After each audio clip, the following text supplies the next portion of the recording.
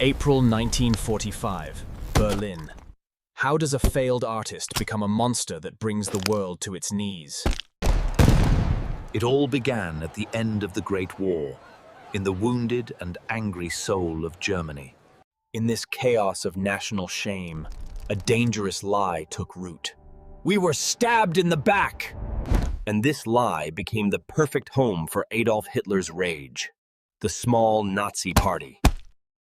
In 1923, he tried to seize power by force in the beer hall putsch, but his amateur plan failed. But in prison, he turned his failure into a weapon and wrote his manifesto of hate, Mein Kampf. Just then, the Great Depression struck the world, plunging millions of Germans into unemployment and despair. Hitler offered this desperation simple answers, scapegoats, and the promise of a savior.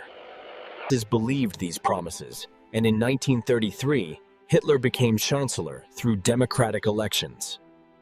Soon after, he used the Reichstag fire as an excuse to suspend all civil liberties. He consolidated his power by eliminating even rivals in his own party in the Night of the Long Knives.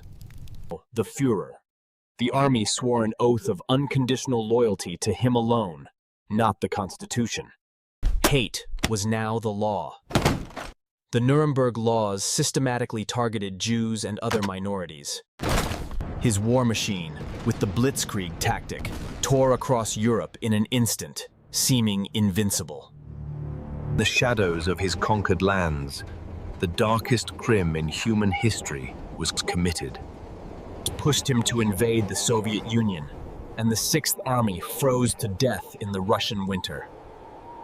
At the same time in the West, the unstoppable tide of the Allies was hitting the beaches of Normandy. Destruction he had sown across Europe had now, with Allied bombs, returned home.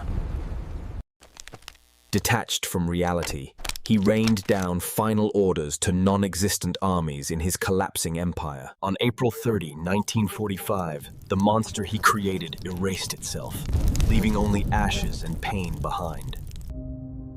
What remained was silence, and a painful lesson that must never be forgotten.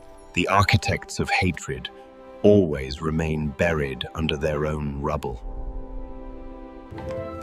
See you on the next page of history.